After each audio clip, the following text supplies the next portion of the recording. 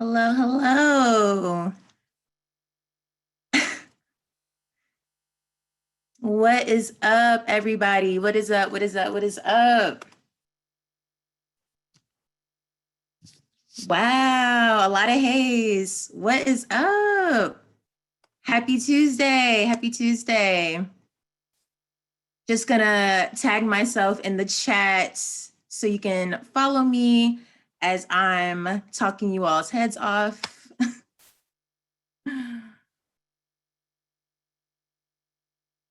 Hello, what is going on? Hi, everybody. Let me know where you all are tuning in from. Are you all on the West Coast, the South? Coming from? Yes, LA, Bay Area, Europe. Wow. The UK, the South, yeah.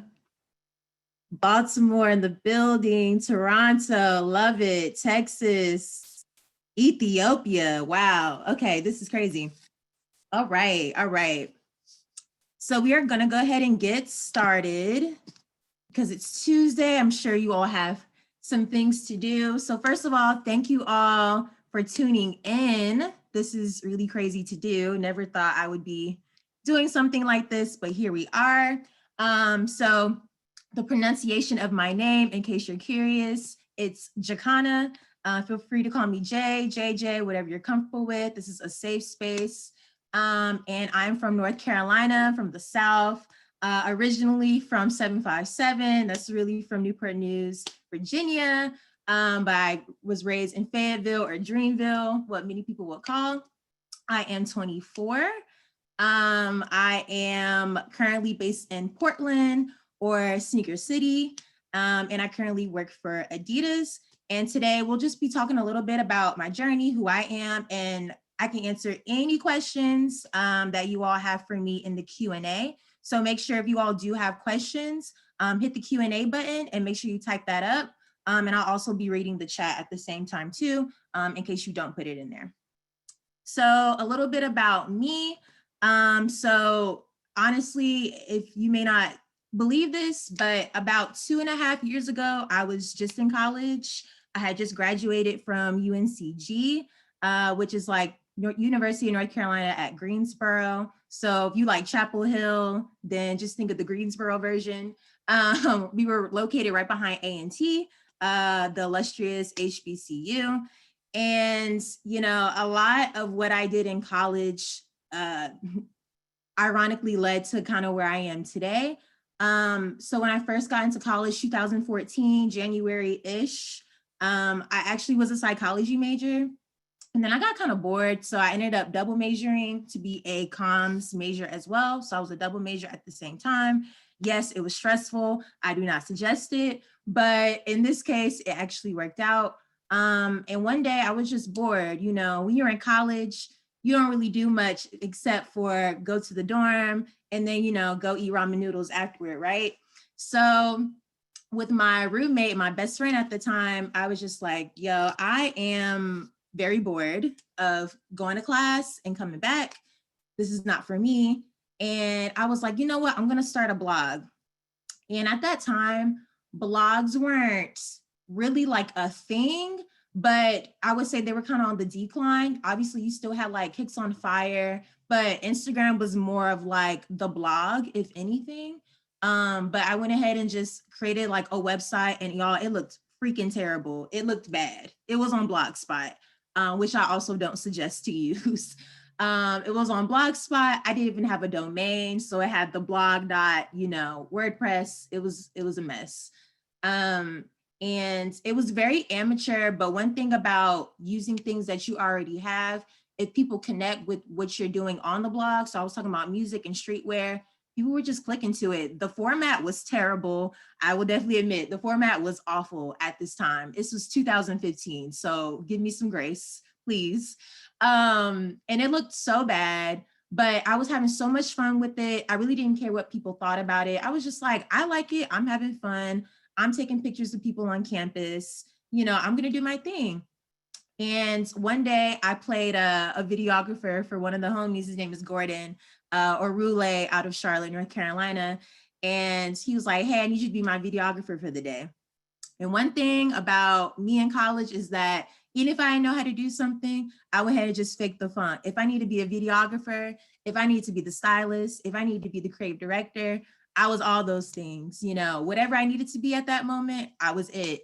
And so I went to go play videographer for one day. And this guy came up to me and was actually like, yo, I've seen the blog, like, you know, it's looking kind of amateur. By the way, y'all, it's 2015, it's Blogspot. So obviously it's not looking so hot. But, you know, people engaged with it. And that's all that I cared about, is that, you know, it brought community. And that's what I cared about the most. And at that time, I'm like, okay, like, what does he know? So I ended up staying at school for the rest of the summer, because who wants to go back home, you know, during college? Like, you want to stay on college campus, you know, you want to stay turned up, you want to be a part of the life. You don't want to go back home to mom and dad. So I stayed at college in the dorm rooms, and I scratched the whole entire blog. I deleted it. You probably can't even find it anymore on Blogspot. It's gone.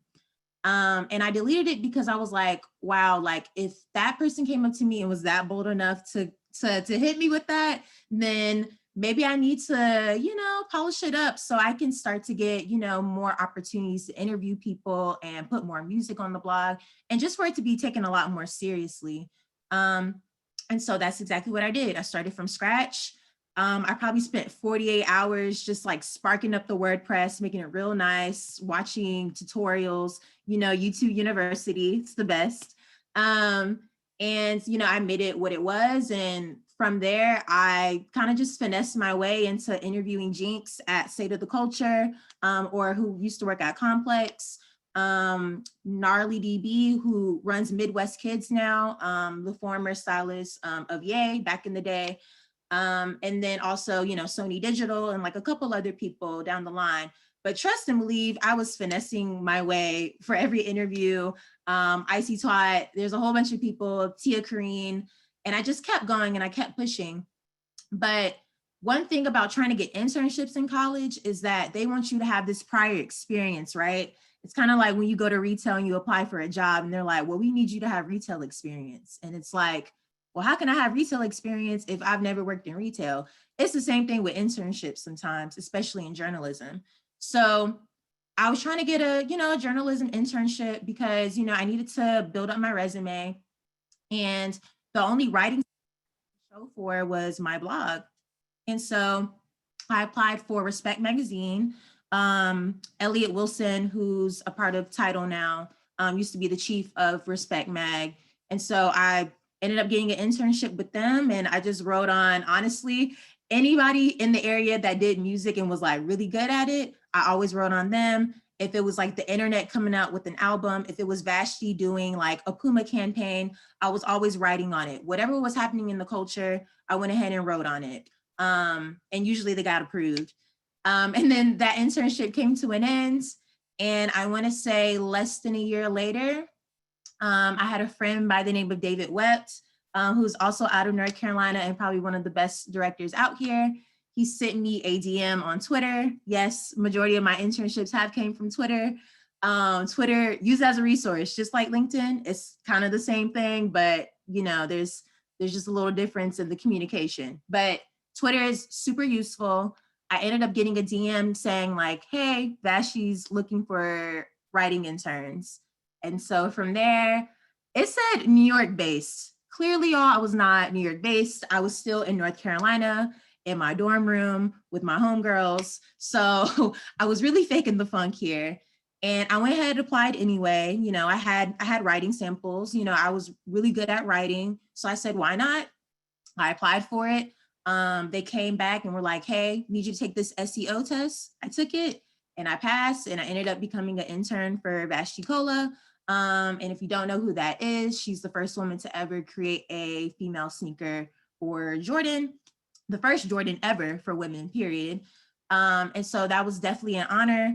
And I ended up getting promoted down the line as staff writer. So eventually, you know, I started to get a little paid for what I was writing, and it was fun. And then real life struck, and it was time to go back to North Carolina. And if you're like me, or if you're from a small city, it's very hard to find creative opportunities, right? Like if you're from a little town anywhere, whether it's in the South, Midwest, it's just not there.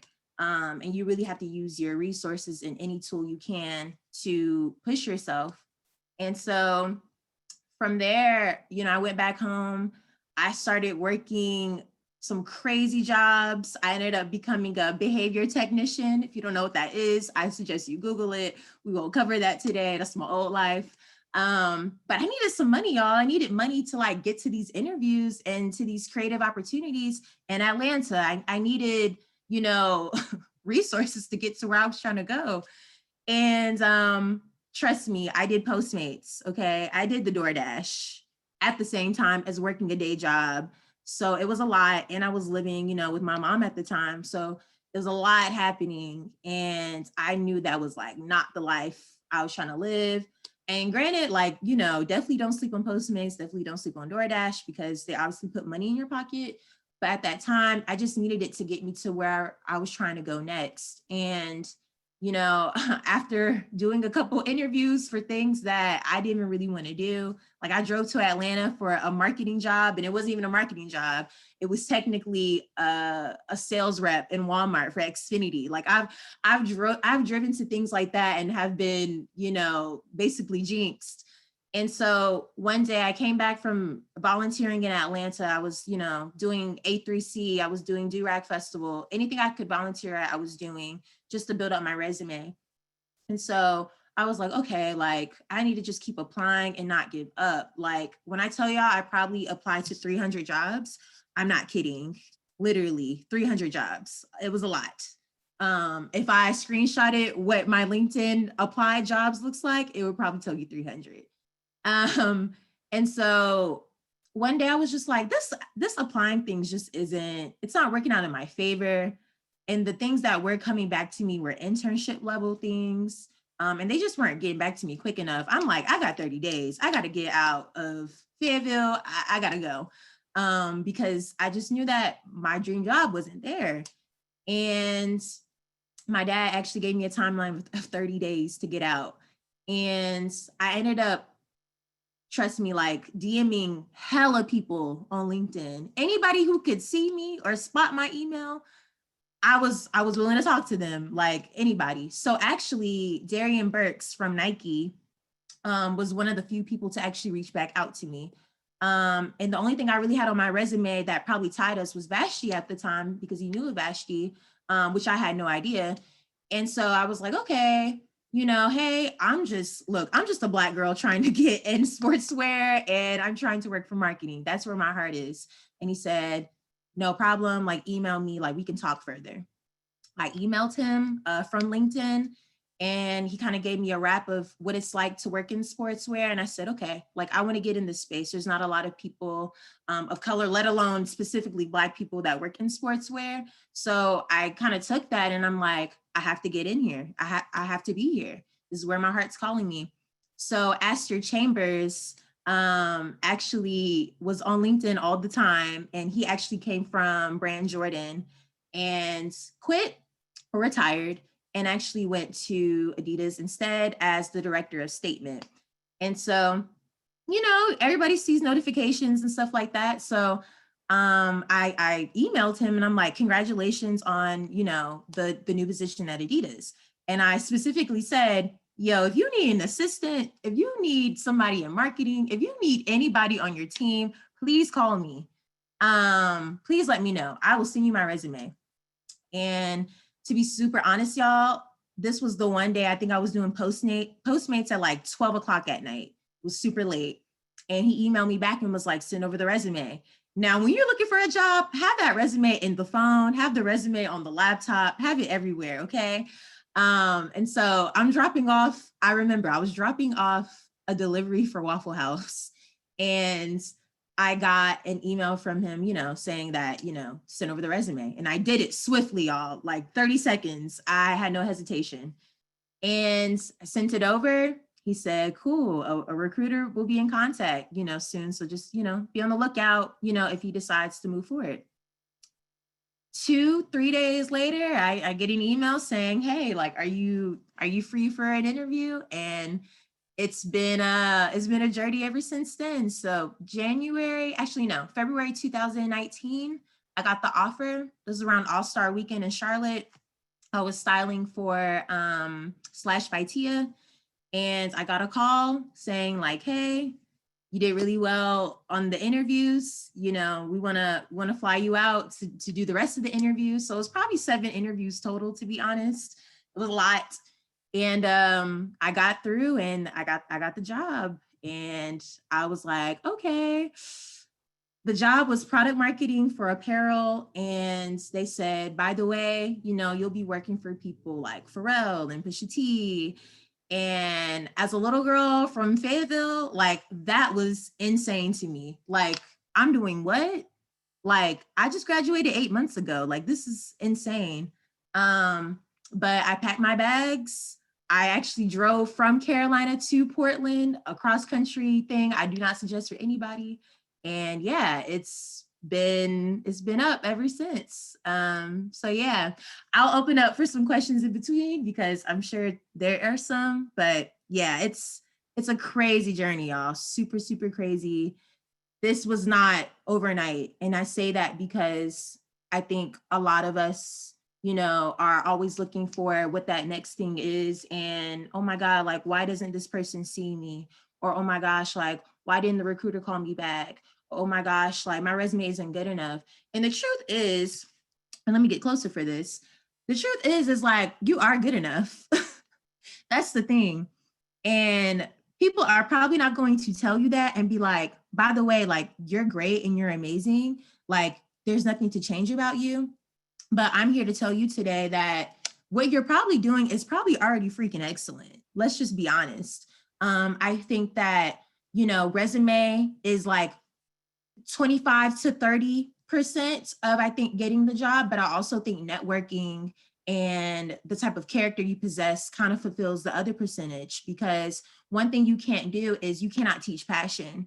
When I did get the job, they told me what the difference between me and the other candidate was. And they were like, one thing about you is that you have passion, like you have grit, and we cannot teach candidates that. So I think that if you're already passionate, clearly, if you're in this webinar on a Tuesday, you're probably pretty passionate. But, you know, that passion and just like that grit, you cannot teach people like that. You either have it or you don't. If you don't have it, I suggest you get it, you know? But they said that was kind of just like the difference between myself and the person who didn't actually get the job in the end. I have no idea what that person is today. Blessings to them wherever they are. But yeah, it was insane because I thought, I'm a college grad, you know, I have no corporate experience. I don't have family that works in sportswear. I have no connects. You know what I'm saying? Like I had to literally be uncomfortable, send out emails. I got called too persistent one time by somebody actually in sportswear because I was emailing them. I was trying to get advice, and I kind of learned like, okay, like not everybody's going to be like so welcoming. You know what I'm saying? Not everybody's going to be like you. But when I got into this industry, I was like, well, there are some things that I don't want to possess. One thing is that I don't ever want to like block somebody out from getting an opportunity. And if I can help and I have the bandwidth to step in and advise and guide, then I'm gonna do that. Because the truth is, it's just like, you know, sportswear, it's not the most diverse space. You may see that on campaigns, you may see that on commercials, you know, maybe you do have a friend or somebody who does work somewhere near this space, but I guarantee you it's not like that behind closed doors. And so one thing I got asked when I even was interviewing is like, what's your purpose? And my purpose is helping people and making an impact. To be honest, like if I'm not doing that, I don't want to be anywhere, you know, I don't want the job. And that's just it. Money's cool, connections are great, but like if the impact, you can't see it and you can't feel it, and you can at least like give some type of advice to somebody else, then like what's the point? You know what I'm saying? And so yeah, that's kind of been my main focal point of purpose. And I actually took this course starting last year, and I loved it. We can talk a little bit more about the course as you all have questions, because I do see some in here. So I'll start those in like 1 minute. But I actually started this course, Streetwear Essentials, in February of last year, literally right when quarantine hit us all. And I was just like, I just want to develop like more pertinent knowledge about the space that I'm working in, because the truth of the matter is you might work for a partner, you might work in a hype space. And in my case, I do work for hype partners. And, a lot of times is that sometimes the people in that room with you do not know the historical aspect of this person or like why they are so important. I actually had pitched the Pharrell and Ego friendship pack that came out last year. Actually, yeah, it came out last year. And shout out to Melanie Sheebley. She was the only woman on my team in product marketing that helped me bring it to life. But I had to do so much research to bring that to life. And the truth is that people didn't know who Jacob the Jeweler is. You know what I'm saying? Like people didn't know the depth, of that friendship. And so I took a risk, I pitched it, and it ended up, being something that I didn't imagine. It got halfway of what I wanted it to be out to you all, but half of it didn't come alive, which is fine. And it happens. But, what's the point of being in a room if you can't provide some type of perspective, at least in marketing? I feel like if you're not contributing a perspective or you're not contributing some type of impact, then why are you there? Like why are you taking up this seat? And sometimes that's even like a hard pill to swallow, but it's the truth. And it's why I think, in the sportswear space and in streetwear, you just have to welcome new mindsets and new and fresh perspectives. There's a lot of OGs like in this industry and they're so amazing. But I love the OGs that welcome in people with new perspectives. If it wasn't for Asst Chambers, I wouldn't even be here. I wouldn't even be working at Adidas, Asst and God, but, Asst for sure. And also just to kind of bring this full circle, Asst Chambers is also responsible for giving Vashti her Jordan collab. And so I did not know this till literally a year and a half into this job. And I was watching Alayli May's pull-up show, and Vashti was like, yeah, Asst Chambers gave me this opportunity. And I'm like, oh my God, like I'm working for Asst now, and I used to work for Vashti before. Like, so sometimes y'all, like timing is just what it is for a reason, and things work out to a certain destiny so that you can put those pieces together. So yeah, this course has definitely given me so many perspectives and has furthered my knowledge in product marketing. If you ever want to work in comms, brand marketing, the course definitely touches on that.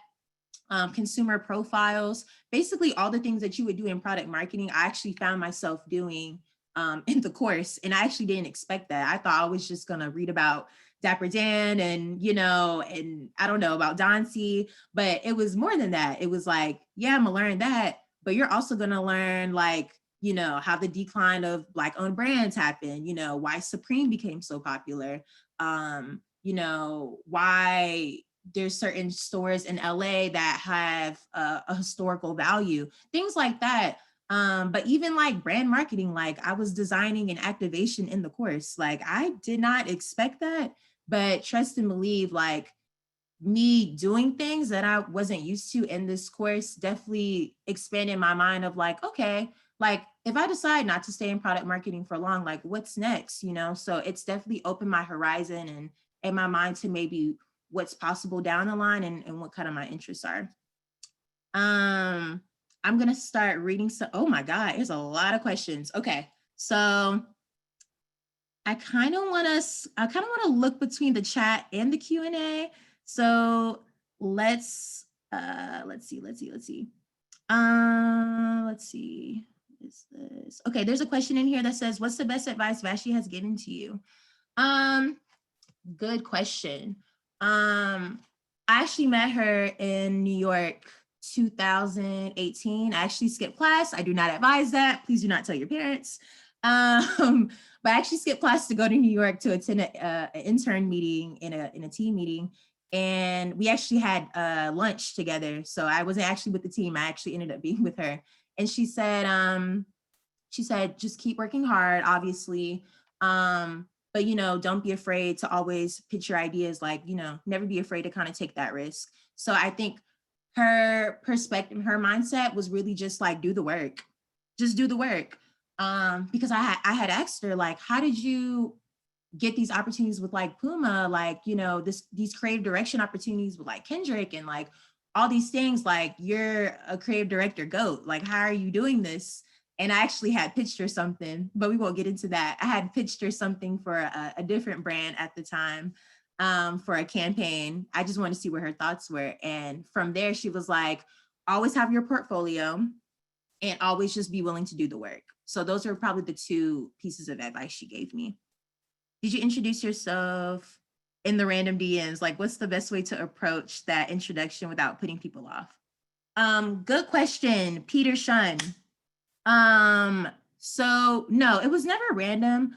I would always kind of build up the intro. So if you're kind of like weird about approaching people that you don't know, I would suggest like going to like a Word document or like a Google Docs, whatever, even your notes on your iPhone, whatever works for you, whatever you got, and just type up like, okay, hi, I am Peter Shun from wherever you're from. I am a senior at wherever, or just let them know where you are in life, but also let them know what has kind of been like your past work. So if you used to maybe work for a local magazine in your town, or if you wrote for Pigeons and Planes, or like whatever the case is, make sure you're giving detail to like, what you've been responsible for and then where you are now, so that they can kind of see like what that trajectory of work has been like for you throughout your journey. And then also state your purpose. I'm reaching out because I would love to learn more about what you do at,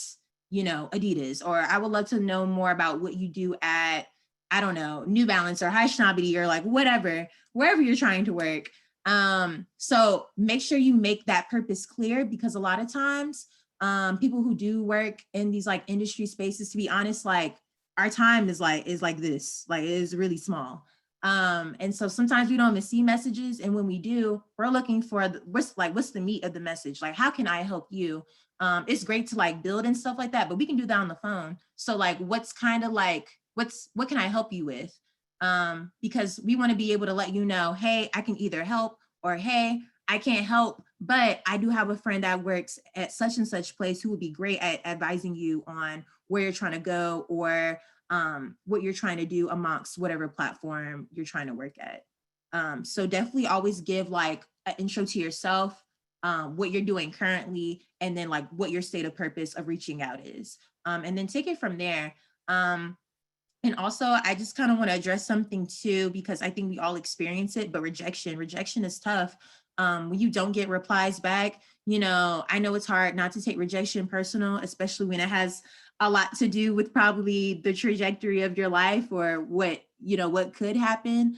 But trust me, like literally, and I even tell myself this still till today, and it can be very hard to digest, but literally what is for you will not pass you, like at all, like to the point where like you're gonna get the signs, you're gonna run into the people who are supposed to put you in whatever position you're supposed to be in. It's never gonna be a moment of I'm not good enough, or whatever. It's like either I belong in this space and I can keep trying and I keep trying, or either it's just not meant to be, and when it is time for myself to navigate to this place, it'll be time. So just know that everything literally does have divine timing, and I know that can be really hard to swallow and soak up, especially when you may be in a place of uncomfortability. But trust me, like that uncomfortability makes you grind even harder, and it makes you uncomfortable for a reason. And it actually makes you want more for yourself, because you're like, okay, I'm going this hard, I have to want the best for me. Like I'm emailing all these people, I am LinkedIn DMing all these people, I'm hitting people up on Instagram, like whatever you're doing, however format you choose to, use, you're doing all this, make sure that that workplace is going to value you, and vice versa, because you're doing all that hard work and you don't want it to be for nothing. How do you remain disciplined in your search for a job and a career? Do you have any tips on remaining focused through those things may not be going your way? I guess I kind of just addressed that. I I think discipline kind of comes from the inside, but I think also, you know, going to motivate you more than you, I think is the real question. This might sound really corny, but you do have to be your biggest fan, you know. If nobody else, you know, I don't know if you have supportive parents, I don't know if you have a supportive friend group. Um, I'm not sure. I have to admit, if it wasn't for my best friends, I would not have remained so positive, or you know, I'm not gonna lie, like it was negative things and there was positive things throughout looking for a job, so I definitely won't like lie about that. I'll be very, very honest with you. But I would say what kept me disciplined and kept me focused is having a good support group. So that might be your friends, it might be cousins, you know, whoever that is, your partner, whoever. Make sure that they're giving you a healthy output while you are looking for jobs. But secondly, give yourself grace. And I'll say that again, give yourself grace, because we don't do that often. Like when we're looking for jobs, it's just like, oh, like I'm not good enough. Or like, oh, they don't see me. And it's just like, no, like you just need to give yourself grace, and you need to like keep pushing, because somebody is going to see you. So, and I would just say like that discipline aspect, you know, I would say look around you and really jot down what you do want for yourself and what you don't want for yourself. And if there are things that you don't want for yourself that you're currently experiencing, I think that should be the motivation factor. Okay, cool. Like I got $5 in my bank account. I don't want that. I need some coin. Okay, cool. Motivation number one, or number two, number three, or you know, I really want to help people. I don't really feel like I'm helping people right now. I don't really feel like I'm making the impact that I'm destined to give or make. Okay, cool. That might be your number one. Everybody's different. Everybody kind of has like different tiers of what their purpose and motivation factors are. So I would say maybe really sit down with yourself tonight and really look around you and figure out what you're not happy with. And when you're not feeling so motivated, look at that list and be like, dang, these things are still relevant to me. I need to keep pushing until these things aren't on the list anymore. So hopefully that helps. What made you want to get into sportswear, and what kept you going when you wouldn't give up? Ooh, child. Okay, that's heavy, but we'll talk about it. What made me want to get into sportswear? So I'll be like completely honest. You know, I just wanted to work for a lifestyle brand once I got out of college. Like, it's one thing to be like, I really like, I know people that really, really want to work for like a Nike, or really, really want to work for like an Adidas, and that's their focus, right? But I think that when you have like a sincere passion for marketing and telling stories, I do think that, you know, you can kind of shake and move anywhere as long as you know like where you're stepping into. Like I had applied for Savage Fenty like as an intern like long ago, like before I ever got this job. But like I knew about the product. Like everybody clearly loves Rihanna. I love Rihanna. You know, I know about the product, and I knew that, you know, that their lingerie was for literally anybody at the time. I had wrote on these things. So to be honest, because I had wrote on so many brands and so many collabs and things like that, as just like an intern and as a staff writer for Vashti, I knew a lot about a lot of brands, and I knew a lot about a lot of ways that certain brands were moving, you know, rather it was Supreme releasing a brick, you know, or, you know, rather it was certain people being signed to a label. Like I always knew what was kind of going on. It was kind of my job too. So there was a lot of places and spaces that I was actually interested in. But in my mind and in my heart, I felt like, okay, if it's not a lifestyle brand, then I don't know if it's going to be for me. And I actually had got an opportunity in Portland when I was still in college, and it looked like a scam, and it was. And my dad was like, you're not going to Portland unless you get a job at Nike or Adidas. And at that time I was like, they're not going to pick me. I'm just a college student. And look at me now. Um, so let's see. What's the best advice for someone that's starting in marketing? Use your perspective as a superpower. If you were to get a position in marketing, and let's be honest, like there's different tiers of marketing, right? And nobody actually told me that. So just FYI, there's so many different tiers of marketing. There's social media marketing, there's digital marketing, there's brand marketing, there's product marketing. There's so many, like literally, it's a lot. It's a very vast space, but all of them have something in common, and it's, you know, ideation and its perspective. And I think that, you know, if you're just trying to start into marketing, I would say that don't be afraid to voice your opinions. Don't be afraid to be wrong. Don't be afraid to challenge the narrative, because if everybody agreed to the same ideas and hopes and thought processes, why would you be in the room? You know what I'm saying? So I think that you just have to be confident enough. I think confidence is probably number one when it comes to being in any type of marketing space, because you have to be confident enough to tell the story. You have to be confident enough to sell the story. And you have to be confident enough to also put your best foot forward into what that strategy looks like. And obviously, it's always going to be a collaborative process. But I think that, you know, my best advice for honestly just getting to marketing is just be confident in what you have to say, and be confident in the person who you are. If you cannot tell your own story, which is something I had to learn even interviewing for Adidas, because they asked me, what's your story? I did not expect that. That is not what I found on Glassdoor, okay? But I kind of like generated my own story, basically kind of like what I'm telling you all. And I kind of learned like, dang, if I'm not confident in telling my own story, how can other people hire me to tell other people's story? So I would say find that confidence in your perspective and in your voice, you know? Let's see. Da-da-da-da-da. What are some projects that you worked on at your time at Adidas that made your purpose feel fulfilled? Okay. So this is like a two-way answer. So I don't think that career is purpose. I think that the things in you is what defines your purpose. I think that you can obviously contribute your purpose into your career, but I would say number one, don't let your career define you. So let's start there. And number two, I would say that maybe we could switch up the wording of this question.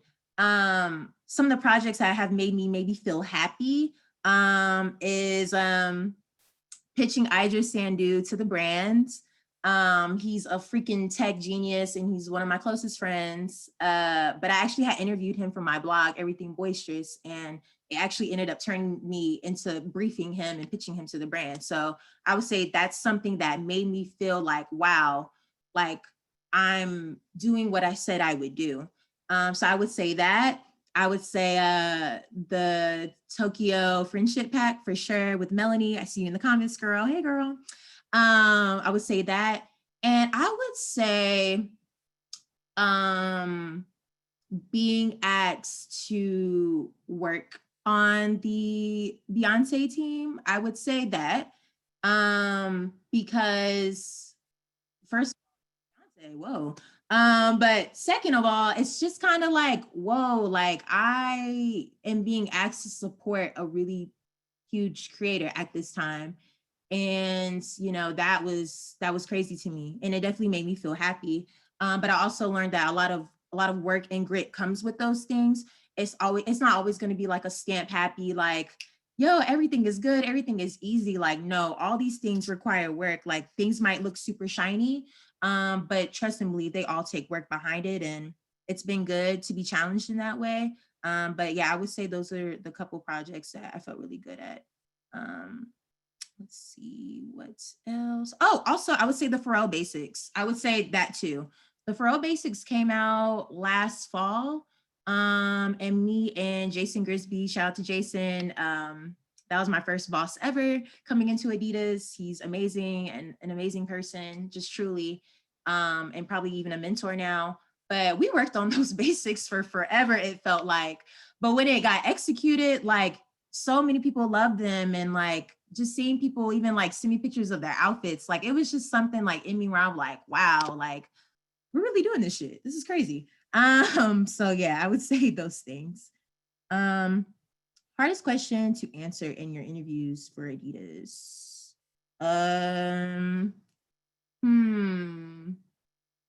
Probably like, why should we choose you? Because it's like, I'm not a big believer in like being validated by other people. So it was like kind of odd, like trying to convince somebody like why they should invest in me. You know what I'm saying? Like it's always a little cringy when that stuff comes up. But to be honest, it was just kind of like because I have something to say and I have something to bring to the table. And, my voice is different from the current, status of the table that surrounded statement at that time. And so I guess in a sense, I was really confident about what I had to offer because I had so much time to reflect by myself when I didn't have anything. So yeah, I hope that answered that. Da-da-da-da-da. Okay, I'm going to jump to the Q&A because I know that's the proper way of how we're doing things. Blah, blah, blah, blah, blah. Let's see. What made you get into streetwear and what kept you going so you wouldn't give up? What got me into streetwear? I've always loved clothing. As even a child. And I'll be honest, like, I was wearing the Echo Unlimited. You know what I'm saying? I was wearing the things that weren't necessarily like cool now, but like at that time, I was wearing the South Pole just like anybody else, the Darien jeans, all the things, child.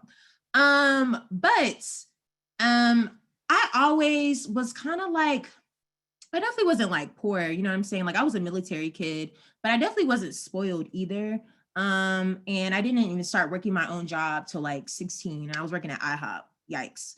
And I was also doing like cheerleading and extracurricular. So to be honest, like, I don't know, like I was in high school and I don't remember ever having like money like that. But I always had like a vision of like what I would love to like look like in certain clothes. Like I always wanted to like, even as a kid, like I really wanted to work for Vogue. I had no idea how I even knew about Vogue, but like I was like, I love Vogue and I love Jet magazine. Like those were kind of like my favorites outside of like Essence and stuff like that. And I feel like through Vogue and also kind of just like looking at the things that I guess I couldn't afford at the time, I was just like, damn, like I know I can make a fire outfit out of these pieces, but damn, I don't got the money to do it.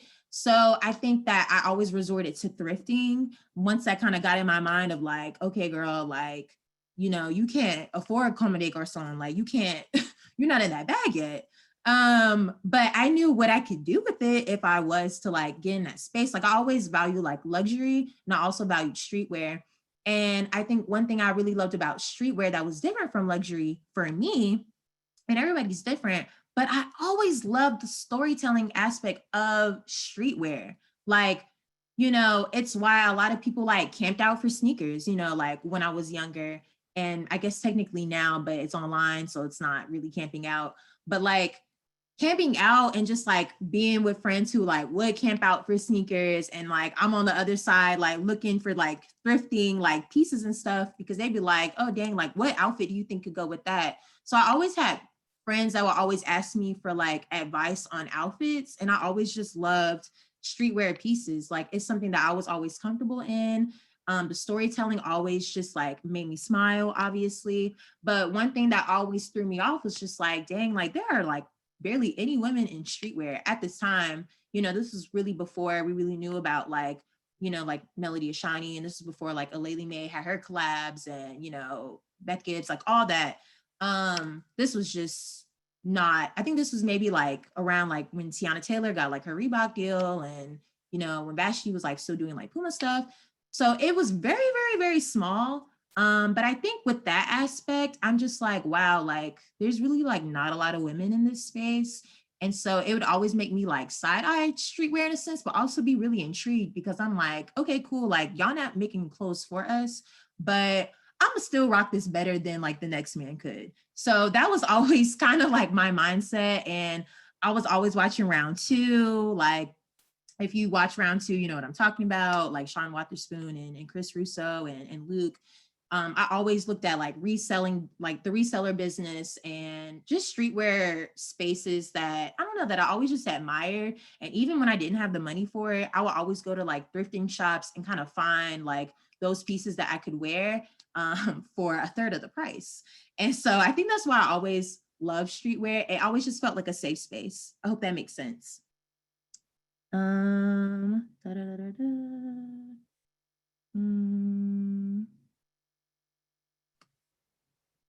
So how were you able to finesse interviews in the beginning of your blog?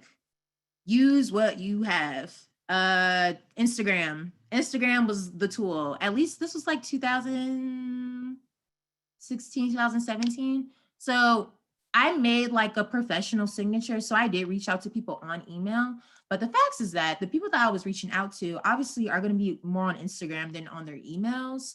I think it's just like, I don't know. I think that's because Instagram kind of became like this creative tool and like this creative resource to show, you know, who you are, kind of like Ray's Corrupted Mind, the photographer for Travis Scott. Like, it's just so many people have used Instagram as a tool. And so kind of like when I peeped his story and even before then, I'm like, okay, I'm going to use Instagram as this cool tool to get these interviews. So that's exactly what I would do. Blah, blah, blah, blah, blah.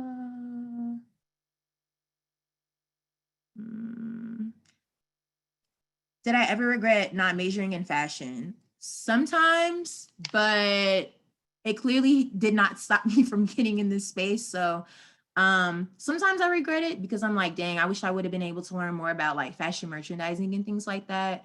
But I think that, you know, when you get into this space, you're learning a lot of things in real time, and you're learning things that you probably wouldn't necessarily gathered from, you know, maybe a fashion merchandising course. Probably could have helped, but it didn't necessarily hinder me. So I'm okay with what I studied, which was psychology and communication studies. I actually feel like psychology put me in a great space to be in marketing because you're always thinking about how other people feel and how other people perceive things. So yeah, no regrets, no regrets.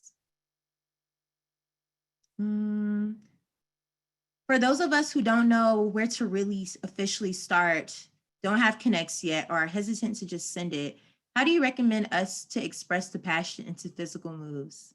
These are really great questions. So I would say, well, first of all, was definitely there. Connect lists, all the things that you're basically naming. And so I would say, if you have, even if you don't have creative friends, if you know a creative person in your local area, like I would just say, like, use the things that you have. I don't think sometimes it's about networking up. To be honest, like I'm more of an advocate for networking across.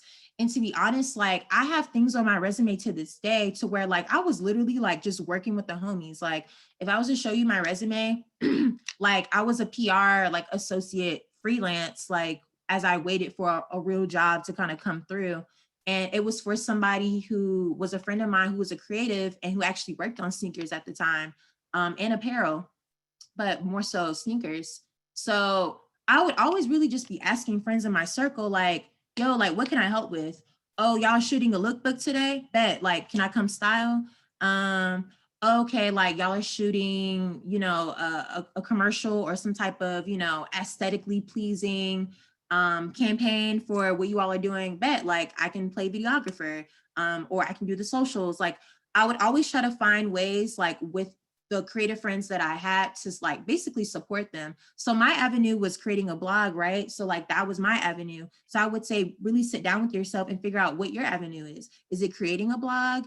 Is it putting yourself out there as like a freelance journalist? Like what are some creative things that you can do now with what you have, to network across and to get into certain places? More times than not, there are people around us that can honestly like help us on our resume, but we just don't look at them as like helpers because they may not be like the Don C, or they might not be you know, the Pierre Moss or like whatever, which are incredible people. But like look around you, look at what you have. You know, I came from North Carolina, which was really small for creatives, for real.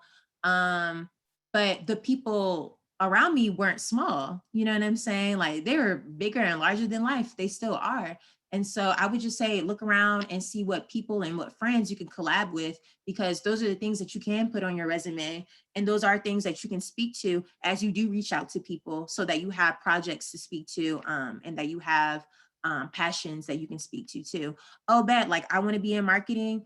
Hey, here is what I did for whatever the brand of like your homie or whoever it is. Be like, okay, like I did the socials for this, or I worked on the creative direction for my friend's lookbook. And obviously you don't have to tell them that that's your friend. You don't got to do all that, but you know, obviously name the brand, like be professional, but use what you have.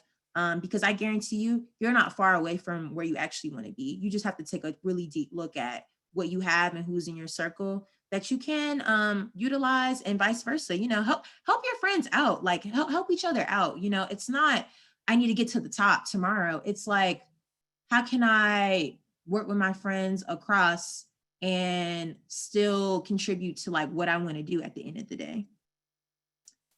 Hope that was helpful. Okay.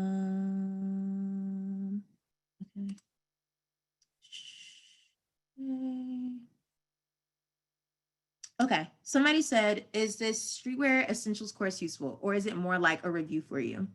You know, to be honest, like it was super useful because, and I would say definitely look to see like what you want to do. Like, for instance, if you want to work in like brand marketing, or you want to really work in any like sportswear fashion space, I would still highly recommend you take this course, because there is a lot of gems in terms of like history or things that existed honestly like not too long ago that has impacted the current climate of streetwear today.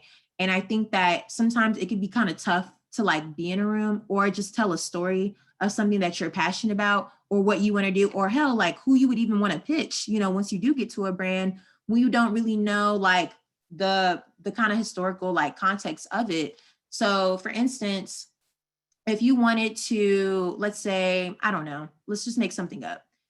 If you wanted to go to Reebok and you wanted to, I don't know, you want to work in product marketing. Let's just do something super simple. And product marketing is storytelling. And sometimes it does involve, you know, having a perspective on like, you know, the type of partners that you end up working with too. You know, you do have some insight and some contribution to that sometimes. That's more of a comms thing, but you know, you're kind of like the second person in a sense to kind of look at that stuff. But let's say you get to the brand and you're like, yo, I would love to do something with Dapper Dan. Now, you cannot assume that the people in the room that you're with know everything about Dapper Dan. No, it's just not a thing. Like they might know of him because of like the, you know, the more recent stuff that like, you know, happened on Twitter, and like, you know, him obviously, you know, being backed up by Gucci, you know, from an HR perspective and from like a cultural perspective. But do they really know about Dapper Dan? And so I think like taking courses like this, where you do learn about like a Dapper Dan or a April Walker or a Tony Shellman, you know, or a Don C, or even people like in between that have made certain things possible, or even, you know, why a Pharrell is so important in the space, or like what Nigo really did for streetwear, or why streetwear pieces are, you know, a little bit more expensive and like less democratic these days. Like you need to come in that room with a perspective. And I think that this course definitely like not just refresh, but definitely like heighten my sense of awareness to like deeper storytelling that's needed by the streetwear space, because storytelling is there, but I think that sometimes the hype of something can like overshadow the story. And so I think that if you're going to take this course, get what you want to get out of it. You know, are you trying to learn about like making activations? They have an aspect of that, or the activity, I think it's like module 4 or something like that, where you can work on an actual activation and design one. Do you want to own your own store one day? Like, are you an entrepreneur and you're like, you know, forget corporate, I want to just do my own thing? Like this course actually also teaches you like, okay, how do you communicate with suppliers? What's the actual cost going to be? Like if I do decide that I want to sell 50 t-shirts for $50 instead of $30. So if anything, like some of these things I do like day to day, but to be honest, like taking this course kind of like not even refreshed it, but kind of just heightened my sense of awareness to like the educational piece of product marketing, but also heighten my sense of perspective when it comes to telling other people's story. Because more times than not, a lot of people that you may be in a room with, they may they might like Telfar, you know what I'm saying? They might like Telfar, but like, do they understand like the context of like how Telfar has been grinding, you know, like, or how long, you know, a Brandon Blackwood has been here, or what the importance of, you know, Telfar getting the CFDA was, you know, like, it's just little things like that. Or, you know, who he partnered up with, or like why, you know, Guess doing that bag was like such an issue culturally. Like, it's little things like that, that I think that the education of this program kind of helps influence and really just kind of just like improve my perspective on. There's a lot of things like that I didn't know, like, you know, especially when it came to like Black owned brands and like how kind of like cult brands kind of became like the favorite instead. And I think even learning about like Diamond Supply, or just even like mainstream clothing lines was like really important, but it also made me appreciate the come up for certain brands, and why it is important to sometimes look at maybe the smaller brands these days versus like the bigger brands. Because, and I always tell people this too when they ask me about like getting collaborations and stuff like that, is that smaller brands actually have like a lot of power than what's usually narrated to like the average person.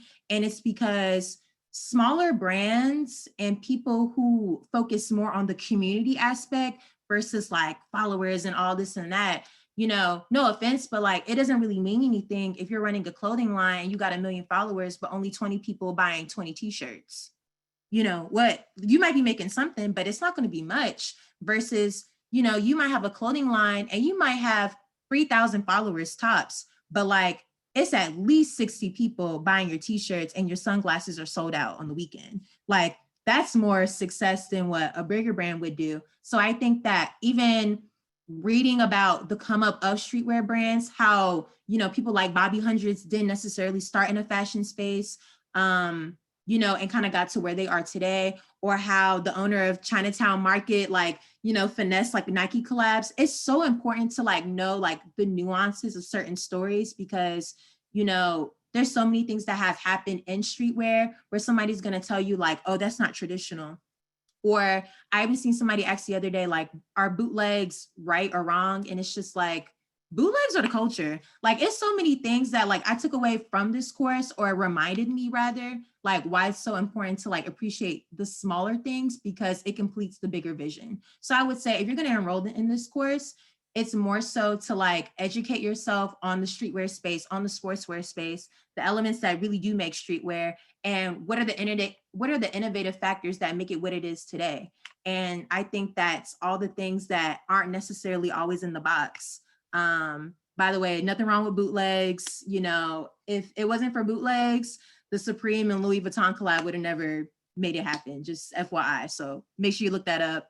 That's part of the course. I won't tell you anymore in case you do really want to enroll, but it's a really good course. And I have shared some of my projects, but if you want to see some of the things I've also done project-wise and homework-wise on this course, definitely down to share it. Okay. How would you suggest bringing to the fashion industry with no college degree or experience at the age of 25? Work with what you have. I think I've kind of said that throughout this course or throughout this webinar. Work with what you have. Like, take a look around and see like, what sources do you have? Don't focus on what you don't have. I think that's the wrong mindset to have. Focus on what you do have. Do you have somebody who works in PR? Do you have a friend who has a clothing line? Do you have a friend that's a photographer? You know, what is your actual goal? Like, I would say assess like what you're actually trying to do, and assess the circle that you currently have, and figure out how you can utilize each other to get to that goal. Because it's okay if you're not on the streets and you randomly bump into a James Whitner. Like, it's completely fine if that does not happen. But look at the homies around you, because I guarantee you, like, they're doing very similar things as like the bigger brands that you may want to work for. They may not just be known yet, but I would say have conversations with your friends so y'all can get to the level to like where you are. And ain't nothing wrong with the age 25. I'm actually turning 25 this year. Nothing wrong with the age 25. It's never too late or too early to get anywhere. And I would just say, like, don't let I know a resume is important, but the resume will never define what you can actually bring to a space. It's really not until you get into that space to where people can really see what you are capable of. But I would say look around you right now and see what you can actually do to appeal to whatever industry you are trying to get in, which it sounds like fashion. So I would say look at the creative directors with amongst your friend circle. If you don't know any, like be comfortable with being uncomfortable. Like if you see somebody's work and you're like, wow, like they are just fire when it comes to creative direction, ask them like if you can style the next shoe or if you can creative direct with them or if you can learn with them. Because guess what? You can put that stuff on your resume. You can put that stuff on your portfolio. And guess what? Those are the things that, you know, whoever you're trying to work for, if it's like a Louis Vuitton or a Gucci or whoever, they'll be able to see those things and look at your portfolio and be like, wow, Sky Harrell is really dope because she did this creative direction on this project or whatever, or you collab with a photographer. Like there's so many little elements around us that we just don't use. Like use what you have. It's fine to like not know somebody on the high up, and it's fine to not have the nicest equipment. Like what will you have? Talk to the people around you. Like I think it's just the communication aspect. Sometimes you just got to talk to the people around you and figure out what's going to work for you. What are you focusing on this year 2021 to further yourself and your passions? It's more so just focusing on doing collaborative projects outside of the brand. I love collaborating with people, especially women. I love working with women because we are just it, okay? Like we are just it. And I find myself being really excited about like either like the smaller projects that they're doing or doing projects for like somebody or a clothing line that I already kind of know of. So yeah, I think to further my passions, I just want to start, or I kind of already have started this year, but just start working and collaborating with other women to make some stories come to life, whether it's for clothing, whether it's for a campaign. I'm down for it all. But I think those are the things that are further my passion for storytelling. It's just collaborating with other women. That's my focus for 2021 at the moment. Let's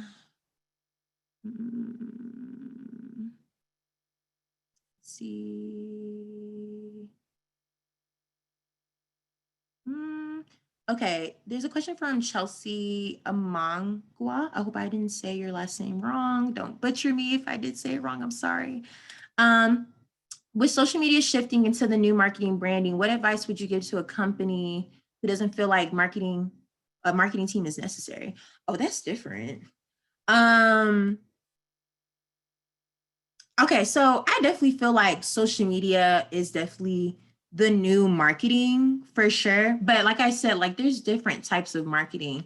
But if you feel like digital marketing is like the strongest aspect of what your company is, and let's face it, like from TikTok to like Instagram to like Twitter is really like the highest forms of promotion these days outside of the word on the street. I still feel like word on the street is usually the biggest form of promotion, but outside of that, it's obviously social media. So I would say like, if you don't really want to recruit a marketing team, if you don't feel like it's necessary for you, cool. But I would just really assess like what type of, I don't know, like what audience are you trying to reach? I would assess that because who's to say like all of your customers are on social media all the time. I know people who like dress crazy, like are streetwear heads, hype beast, the whole thing, but like they're really not on social media that much. Like they kind of just like do their own thing. So I would say like marketing can be in the form of doing a pop-up shop. You know what I'm saying? Like interacting with different consumers outside of who's interacting with you on the Twitter or on Instagram. So I mean, if I don't know if you don't want a team because you don't feel like it's necessary or because like it's just kind of like extra money you'll be throwing out to other people to do a job that you probably can do. But I would just say like maybe assess like what the needs for your company is and figure out what type of team is really needed. If you feel like you don't really need a social marketing team and you can kind of be the social marketer, but you do need a team of like photographers and stuff, then maybe the focus should be on that versus maybe recruiting a social media team. If you feel like what you're already doing is pretty strong enough, that's dope. But I would say definitely still map out goals for the company, because what may work now may not work in 2023. You feel me?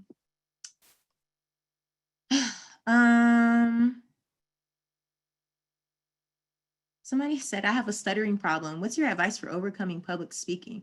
Woo, to be honest, I was super nervous to even do this today. I don't look at myself as like a great public speaker, but I would say stuttering is natural, okay? You are human, first of all. I don't see your name. It says anonymous, so we're gonna keep it anonymous. See, look at that. I'm stuttering too. Look at that. Stuttering is so normal, you know. I think like if you have like a real like speech impediment situation, I would say practice with your friends.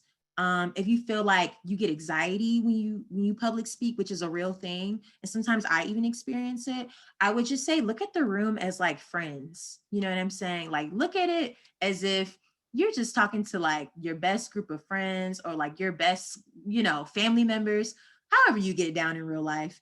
But I would say like just look at people as people. They, you know, everybody's human. Like I'm pretty sure the people that are looking at you as you public speak are just as nervous. You know, like they wondering, are you looking at them? You know, they probably thinking about their whole life as you are speaking to them. And that's just honest. But yeah, I would just say like, you know, don't put so much pressure on yourself. Don't even think about the fact that you stutter and freak it. Like embrace the stuttering. Like, cool, make that a part of your public speaking. You're gonna be like, disclaimer, I am a stutterer. So if I stutter a little bit too much, just know it's a part of me and it's just gonna give what it's gonna give. But one thing you're not gonna miss is this message. So maybe just start off with like a really cool disclaimer to kind of loosen people up. Let's see. Is Parsons more valuable for someone who wants to own a fashion line business or as a career for the workforce? To be honest, both. Both. I would definitely say both, because there was a lot of like entrepreneurial aspects in this course to where I was like, dang, like these are things that could be really valuable to somebody who owned like a clothing line. Like if I owned a clothing line, like, or, you know, who's to say the future, maybe I will, but I'm definitely going to take the things. I saved so many notes from the Parsons course, by the way. So just FYI, definitely do that. Because there's so many valuable notes. Like I could probably show you if I wanted to, but there's like a long list of notes that I actually took away from this course once I graduated. But I think it's definitely influential and helpful for somebody who is working in corporate and somebody who wants to own their own thing, because you learn so many aspects, rather, you know, like I said, whether it's communication with the supplier or like, you know, how to pitch your brand to boutiques, you know, to be sold in, you know, it's so many different elements to this course. It's not just hey, learn about cool people in streetwear. It's not like that at all. It's that, but it's so many more depths to it. It's like, here's how to pitch your brand. Here's how to be confident in your brand. Here's like the fundamental aspects of like storytelling. Here's kind of what streetwear is missing today.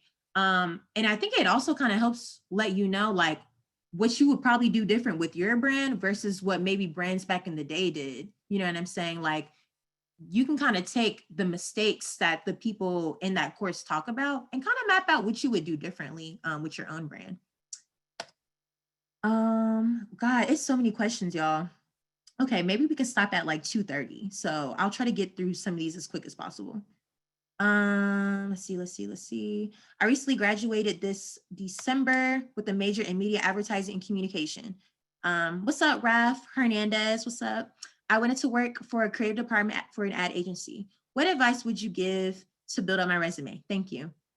So congrats on graduating. Woo, that's amazing. So super dope that you majored in media advertising and communication studies is my assumption. And I would say, first of all, you have the perfect freaking major to definitely go to an agency. But I would say to build up your resume, I would say, if you haven't already, start working on some creative projects with people that you already know or that people that you're already cool with. Like I said, like go ahead and start asking friends, like, do you need help with storytelling? Do you need help with marketing? Do you need help with ideation? Because those things, like I said, can be transferred onto your resume. So I think it's amazing that you definitely graduated, but like now it's time to insert the creative piece, right? And make sure that those things are available on your portfolio. Now, you may not have like the craziest experience of like, you know, working on creative projects, but work with what you have. Like whatever creative projects you've already worked on, make sure that's on the portfolio. Make sure it's on the resume. Make sure you're highlighting it in the ways to where that ad agency can't say no. And guess what? If they do say no, it's definitely their loss because I'm pretty sure you're amazing. But definitely look at your resume, make it creative. It's okay to use black and white resumes, but for creative resumes, it's okay to have like a splash of something. I'm not saying go crazy. I'm just saying it's okay to make it a little bit creative and a little fun. Don't get too crazy with the colors. Keep it like minimal, but I actually have my resume on my LinkedIn. So feel free to look at that if you want to, like as a reference. But definitely insert some creative projects in there. So it's not just like, hey, I'm Raf and I went to school for this and this. Amazing. But the ad agency is also going to want to see, you know, what has your artistic abilities and your creative abilities been since graduating. So make sure you transfer that onto the resume and on the portfolio. Okay. Wow. Hi, I'm Gabriella. I am from Ethiopia and in the 7th grade. I'm more in streetwear than formal clothes and I'm only 13, but I want to know what advice you have for me and how did you stay positive by the way I look up to, oh, by the way, I look up to you a lot. Thank you. Oh my God. I will not cry on this webinar. Hi, Gabriella. Nice to meet you. Wow, you are 13. That is really crazy. Wow. I would say like, if you're into streetwear, girl, like keep wearing the streetwear. I mean, it seems like that's something that's just in you and that you just like, and that it maybe seem like something you're just maybe more confident in. I would say, advice on just how to stay positive. I would just say, well, first of all, you're 13, so like you're super, super young. I'm pretty sure you get that all the time. But it's okay if you don't know what you want to do just yet because you're so young. But I would say, if you can, you know, rather it's on Instagram or rather it's on Twitter or however, I'm not sure like what your social media usage looks like, but I would say create your own visibility to like what is actually doable in the creative world. There's so many things that you can do. You don't have to be a designer. You don't have to be the photographer. You can be those things. You can also work in marketing. You can also work in creative services. You can also be a designing engineer. You can also work on 3D work. It's so many layers to like working in any type of creative industry, but it's not necessarily told to us in school. So you're still in school. So I would say like broaden your horizons of like what's possible within the fields that you're interested in. So let's say if you do want to end up working for streetwear, I would just say like bring some visibility to yourself of what's actually possible and what type of roles are really out there and what's really possible. Because, you know, if even if you don't want to work for marketing, like, okay, cool. Do you want to be a designer? Do you want to work in comms? Do you want to work in development? So there's so many different layers to it. So I would just say create as much visibility to these different roles. I'm not sure if you're on LinkedIn, you're like super young, but if you want to go on LinkedIn, I would say type in a name of a brand that you really like at the moment. So let's say we won't use Supreme because they're super like not on LinkedIn, I don't even think. Let's use let's use like a sportswear brand just like for easy access right now. So let's say like you want to work for Nike or something like that, or Adidas, or New Balance or Reebok, whoever. You type in that brand on LinkedIn and so many different roles are going to pop up and it's going to let you see what is actually possible. And maybe you can see, you know, if you have some interest in those things as you grow up and just, you know, just see what clicks, but also give yourself grace. You're 13. If you want to, you know, still stay in the streetwear space, you know, mindset wise, stick to it, girl. Maybe if you're even so passionate enough, maybe you'll make a blog out of it. You know, just do things that you're passionate about, but be more concerned about what's going to make you happy. Because even as an adult now, That's really my only focus, is making sure that I'm happy with what I'm doing. So I would say, figure out what makes you happy in this space, girl.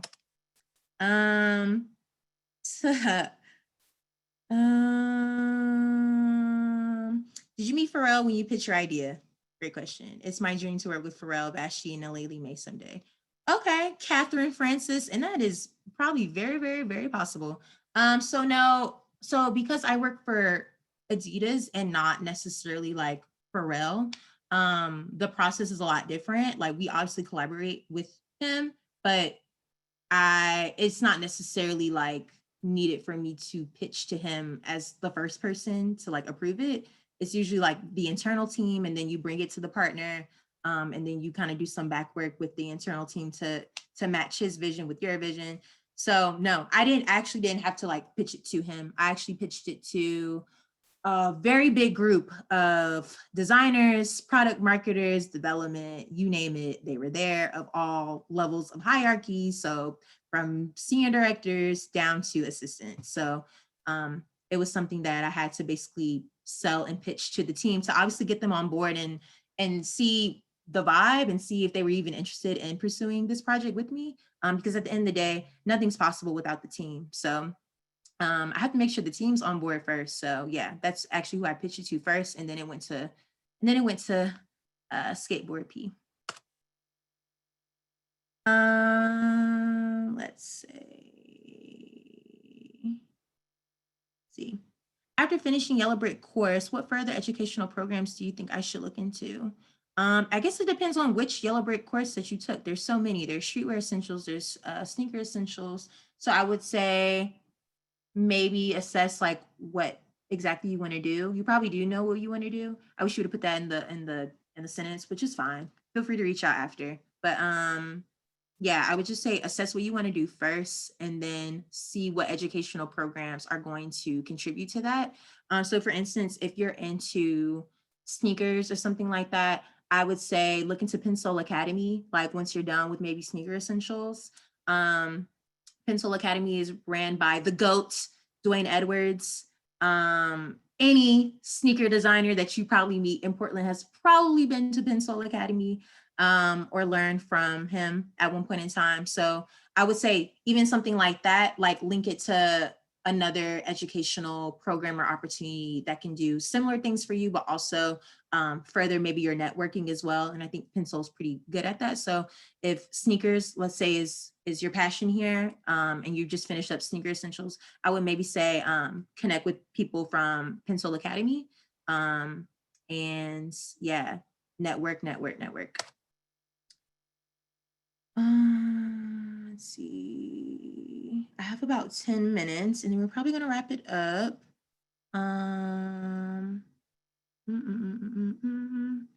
It's so many like younger people in here too, which is so great.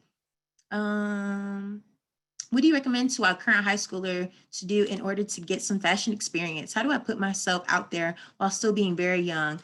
Look, like Pretty Ricky said, age ain't nothing but a number, okay? So it is fine if you are so young. It is okay.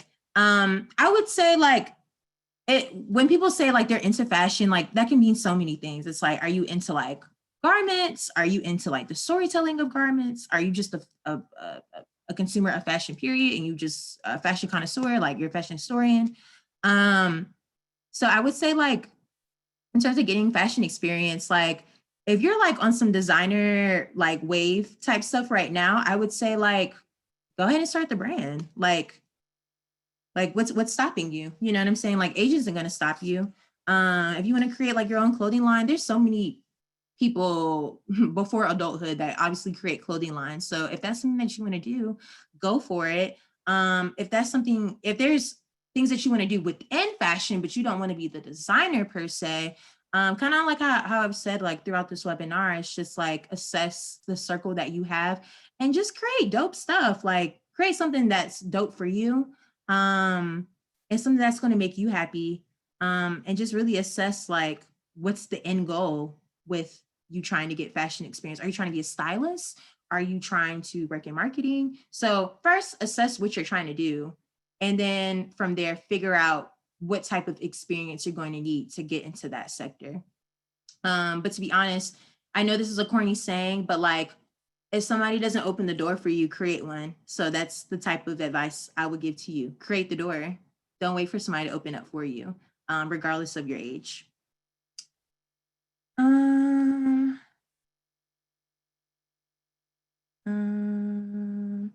let's see. Hara, this is such a basic question. This is what she said, or him, or they. This is what it said. It says, this is such a basic question. So I'm not calling the question basic, just FYI. This is just what it says. But on a serious note, what kept you motivated when things never went the way you wanted to?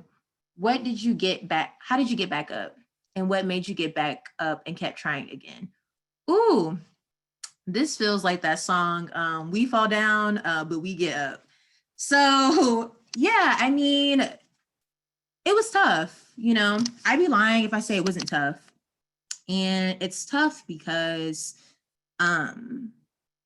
you can want something so bad and you may not understand like the timing for it or why it's not happening on your time. But more times than not, it may not be yours at this moment because there's something better on the way that's going to put you in a better position to succeed at what your actual purpose and your dream is. And so what kept me motivated for real, like if we're really just being honest and very serious, my best friends, like my best friends kept me very motivated. So thank you, Aaliyah, Bahati, Chelsea, Kenya, like Chelsea, all of y'all, like Aaliyah, all of them, Bahati, just they're all super incredible and they're my best friends of like more than 10 years. So when I was boohooing at like 2 a.m. because I had got rejected from a job, and that's really real, like it's okay to like feel your emotions and, you know, to not be the happiest of rejection. But sometimes I think it's just about the reaction to it. And with speaking to my friends, they're just like, yo, like you are so incredible. So first, get you a supportive group that's always going to pick you up when you can't necessarily pick yourself up at that moment. But my best friends will always just give me the best encouragement ever and would just be like, you know, life is short. Like, be present. Don't ever get to the point where like you're not present with life because you're trying to get to like the next stage of your life. Because guess what? The days are going to keep going. You know what I'm saying? Like the spring is going to still keep approaching. The summer is going to still keep coming. So the days don't stop, you know, just because things are happening to you. And, you know, that might sound suckish, but, you know, I think it's really important for you to have a supportive friendship group or just a supportive group around you that's just going to pick you up. You know, it's okay to have good days and it's okay to have bad days, but I think it's also about how you react to them. And you have to know that you have something brilliant to offer, and maybe just the right company or person just hasn't, you know, peeped it yet. Emphasis on yet. I would also say a lot of faith, like my own personal faith. Definitely kept me afloat, because at one point I was just like, oh my gosh, like I'm not good enough, like nobody's seeing me, like, you know, this is it, like I'm stuck. But what kept me pushing is just like my surroundings. I knew that I didn't want to live with my mom forever.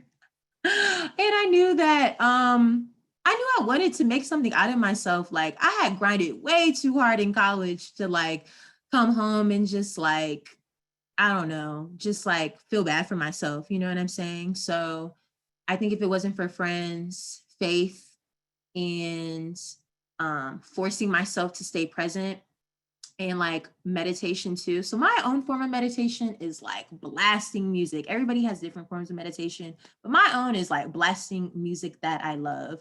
I'm a big Outkast fan. So I listen to like a lot of Outcasts. Also listen to a little Frank Ocean, you know, on the days out that one's so bright. But getting out the house also is a big thing. I think we get so stuck in like wanting to find the next move that like we get so dark with ourselves and we don't give ourselves grace, and we want to stay in the house and we want to apply to 20 jobs and whatever. But it's just like all the 20 jobs are going to hit you up. You know what I'm saying? Like the next day. So like, you know, get outside, get fresh air, get fresh air, get fresh air, get some sun, try to do something fun and that you're enjoying in the meantime. And yeah, try to be around positive people so you can stay in a positive in a positive place. If you're around people that are doubting you, you're in the wrong environment. 3 minutes, and oh my god, it is so many questions. I'm just gonna pick a random one. Ooh, this is a good one. Okay, Iva Cardoso. Hi, Iva.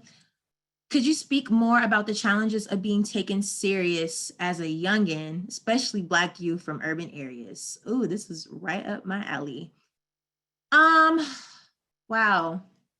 So let's start with the first part of it. Be young, right? Because being Black, this is gonna be a little long, but I'll try to make it short. Being young. So being young in these spaces, I'm not gonna lie, can be a challenge, but it's not impossible. I'll say that again. It is a challenge, but it is not impossible.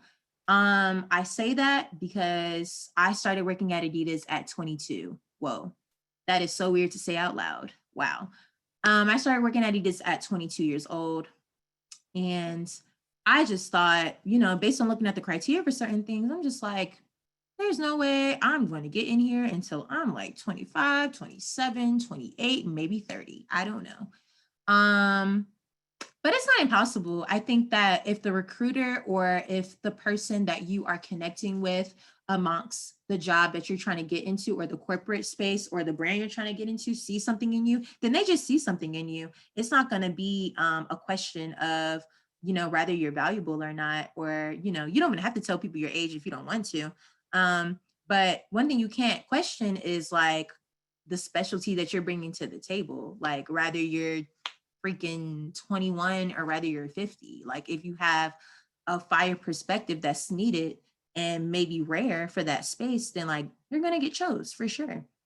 And guess what? If they miss out on picking you, then please look at it as like their loss and not yours. I think I have to like say that again, because I think sometimes like if we don't get to certain places and spaces, or if certain people don't see us, it's like, oh my God, like I'm just not good enough to be in the space, or like whatever. And it's just like, you're probably freaking amazing. And like, y'all probably like, this girl is super positive. No, I'm saying this stuff because I really mean it. Like I've worked with some very, very incredible people. And most of the times they have been around like my age, or like maybe a little older. But you know, the truth is that, you know, a lot of spaces can be a little bit ageist. But you cannot let that get to you, because just because, you know, whatever, like maybe there's a lot of people that are a lot more older than you in a certain space, it doesn't mean that you can't be in that space. It doesn't mean that you're not welcome to that, into that space. They just have people that don't look like you in that space just yet, but you can change that. So don't let that part discourage you. But I would say like embrace your youthfulness. Don't be scared of it. And like if you don't get chose, like it's their loss. Please believe me, it's their loss if they don't see how valuable you are. And the value is not going to come from the age that you specifically are, but your perspective and what you have to say. So that's just what that is. When it comes to being somebody who's Black and youthful in these spaces, I would say like challenges. I don't know. Figure out how to word it. I would say challenges would be more so like maybe people not knowing you, so they don't take you seriously until you have something to say, and it's like, oh, I didn't know that was going to come out of her or his or their mouth. So I think that's why it's super important to be vocal, whether you're young or older in this space, like, and especially if you're Black. You know, and I say this all the time, and I'll probably say it again just in case people are watching this, but please, please, please, please, please. And I have told this to even my interns before, who is a young Black woman, love her to death. Don't let what you think, what other people are going to think about you stop you from being who you are and showing up as your fullest self. Because guess what? I know that there are times that like there's a time and a place and like we code switch and like we do all this and this and that. And it's just like, cool. Like I understand there's a time and a place, but also know that you don't have to like not be yourself because maybe people before you weren't themselves or felt like they couldn't be themselves. And granted, you know, there was definitely a time, I think, I mean, still now, but definitely even more back in the day to where like you couldn't even really even show up as you. You couldn't even wear your hair the way that, you know, it's all curly and braided up. Like it was even like a thing at one point. And let me tell you, first day at Adidas, guess how I pulled up? Box braids, Detroit baby hairs. Okay. I'm not lying. This is the real truth. You can ask Bellany also in the comments. But I show up as my fullest self. I never try to be somebody that I wasn't. And I would encourage you to do the same. Obviously, there's a time and a place, you know, when you're on email, you know, maybe get a little serious, you know what I'm saying? But also know, like, if you have something to say, you know, I trust that you know how to vocalize it in your own way, and that there is no way to be in corporate. There is like no uniform. For sure, like there's like professionalism and all that, but I think there's layers to it, and I think there's still a way for you to be yourself while doing those things. I'm going over time. I'm a press it. It's 7 more minutes, and then we got to close out. So I didn't intend to do this long, but I did block this out for you all because I definitely wanted to do this and make sure I gave some decent advice.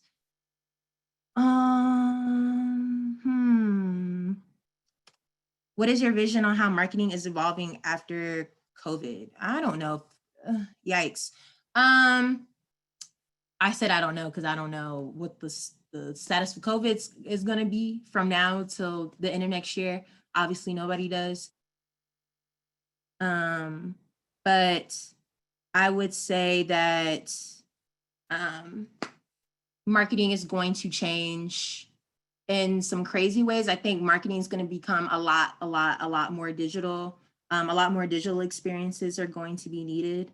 And yeah, I think the future is really like augmented reality and virtual reality.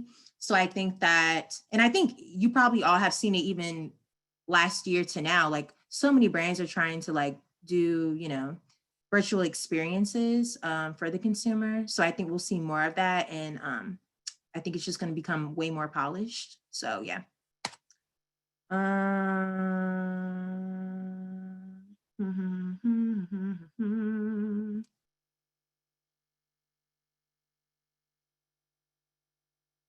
Okay, this is a good question. As a product marketing manager, how much of your day is spent collaborating with other teams, i.e. engineering, development, ops, customer experience, and social impact? So in product marketing, your main people or your main counterparts are development, and that's for footwear, apparel, and accessories. So just want to be clear. So you're working with development, you're working with design, you're working with comms. Am I missing anybody? Sometimes it's so hard to even like remember like who all do you touch base with in a day. Yeah, I would say those people, those are probably like the 3 main people, is really just like development, design, and comms, and then like a little bit of EIM, which is entertainment influencer marketing. So I would say like those are the 4 people that you kind of do have somewhat of a day-to-day relationship with, but I would say you probably talk the most to your designer and your development team because you're ultimately kind of like the middleman of that process. Like you kickstart the process, and the process also ends with you. You're approving the images for ecom. You are setting up the pairings for styling when it comes to ecom. You are checking with comms to make sure that the people that they want in the clothing are the right people. You know, you're checking with development to make sure that you all are going to hit the RID. And for people that want to be in product marketing, RID is retail intro date. So you're constantly working with those people to make sure that the process is going smoothly. Whatever bumps that development or the supplier is encountering, they're keeping you up to date, and you're just configuring it. You're basically like a troubleshooter every day. Every day is something different. Trust me. Let's see. How did you balance all the schoolwork and all the jobs in normal life? Also, you're so pretty. Thank you, Valeria. Thank you so much. It was tough. But I never wanted to go back home for some reason. I think because I was always roommates with my best friends and it was just always a good time. But I worked at Zoomies. I worked so I've worked at Zoomies I worked at Zoomies for 2 years in college. At the same time, I used to work at like a smoothie shop at the same time while also double majoring, while also interning. So it was a lot. I do not encourage that. I encourage work-life balance. I had none. But I was having fun. So it never felt like work. So I would say like I balance all these things because these things were just fun to me. So any internship or job you have, make sure you're getting some type of enjoyment or some type of output out of it. And my schoolwork really didn't like suffer like that. But anytime I felt like I was slipping a little bit, like I would always, do like a buddy system and study or stay at the library for wee hours in the morning. But yeah, I was not a big scheduler, so I won't lie and be like I had great time management because I really didn't. It was more so like I would make a list for each day of like what I needed to do and get done, and just go off of that. Let's see. Okay, 2 minutes. Let me see what the last best question is.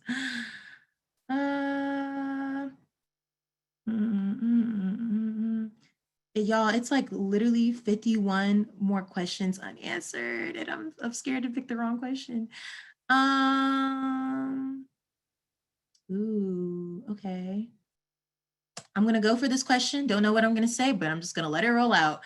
How can we elevate streetwear or really bring back the culture into it? I'll answer this question and then one more question, and then we probably gotta log out. How can we elevate streetwear or really bring back the culture really into it? Reselling has made it really hard to access pieces and elevate style lately. So when you say bring back the culture into it, are you saying bring back the storytelling aspect into it? So I guess that would be my question to you. And I would say, how can you elevate streetwear? So I would say, I'm hoping that you're maybe asking the designer aspect. If you're asking like, how can you elevate streetwear? I think just like putting your own personal touch and DNA to something and sticking to it. And like being persistent with it. There's a really good documentary on Pierre Moss and the things that he went through in order for his brand to eventually pop. And boy, it is a lot. It is a lot. So I would say find your niche and what works for you, and what makes you excited in streetwear. Maybe assess the things that you don't see in streetwear today that you would like to put into like maybe your own brand. And if you're not a designer and you're just speaking from a styling aspect, also do the same thing. What are some things that you're not really seeing as like trend that you can maybe implement into like your own wardrobe and make it pop? And let's see, the reselling aspect makes it really hard to access pieces and elevate style lately. Okay, I am not like a brand ambassador for Grailed, but I am definitely an advocate for Grailed. There's some really great vintage pieces on there, and so many pieces that you can style up for the cheap, for the expensive, all in between, that you can dress up. And trust, like there's some pieces, like I have a Negro Leagues jacket.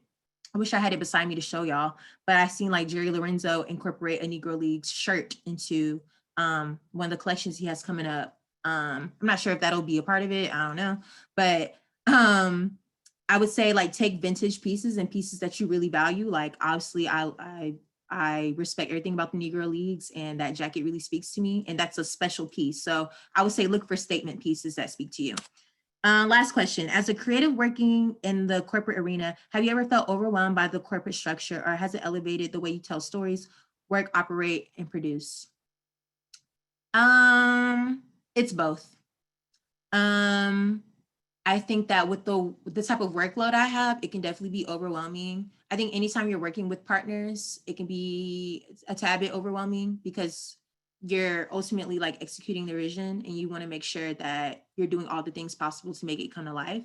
But also in the same sense, it's rewarding in the end because it's like, wow, I did all this work and I put in all this grit to see these amazing pieces come to life. Like for instance, I'm wearing my Ivy Park blazer actually, and I actually did product marketing for this. So it's stuff like that where I'm like, okay, it was worth the overwhelming for the, for the little tad that it lasted.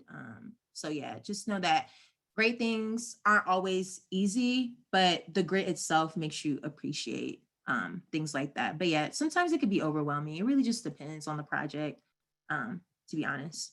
But it has elevated the way I do tell stories because I never made decks and like pitches and or any of that stuff until I got into the corporate structure. I knew how to pitch, I knew how to persuade, but I never knew how to pitch a product or a person.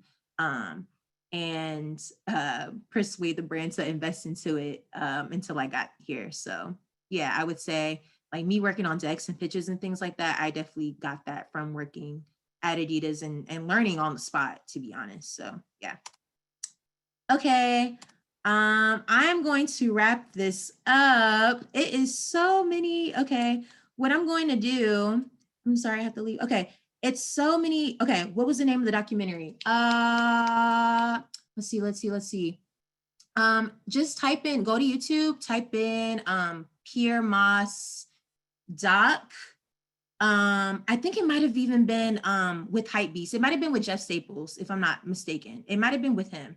But type in Pierre Moss documentary, and then also put in Jeff Staples because it's either a video documentary that he did outside of Jeff or the Hype of Business one that he did. It's one of the two, but he tells the same similar story. So either one is really good. I'm gonna copy and paste my socials in here because I know that I gotta wrap it up. But I just want to tell you all thank you like so much. I hope I said the right things. I was really nervous because I'm just like, oh God, like there's so many people that attended this thing, and I just want to make sure that I give y'all the right information here. Feel free to follow me on Instagram. Feel free to follow me on Twitter. My views are my own, FYI. Feel free to also connect with me on LinkedIn. And if you have like specific questions, I'm very much open to you reaching out on LinkedIn. And then, maybe we can like schedule a call or something after the fact, if I have the capacity for sure. And I don't think I have anything to plug in. I recently launched this website called The South Got Something to Say with a college student right now. Actually, her name is Ariel Robinson. She goes to A&T. She's actually my business partner on the southgotsomethingtosay.com. I'll actually put that in here as well in case anybody is from the South in this chat. And we're highlighting creatives all over the South to tell their story. So I'll just put that in here. And yeah, if you all have any questions, let me know. Also, I do still run my blog. I do still interview people when I do have time. It's very hard to do so, but I still love it. So I'll also put my blog too. Here we go. Okay, cool. I like your nose piercing. Thank you, Alexander Reed. Thank you so much. Y'all were so amazing. And I hope you all have a really blessed day. And if you all are going through something, please know that like this is not the end and this is not your omega. You're gonna do great. You're gonna be fine. And if I can help in any way, please reach out. Okay, thanks y'all. Bye.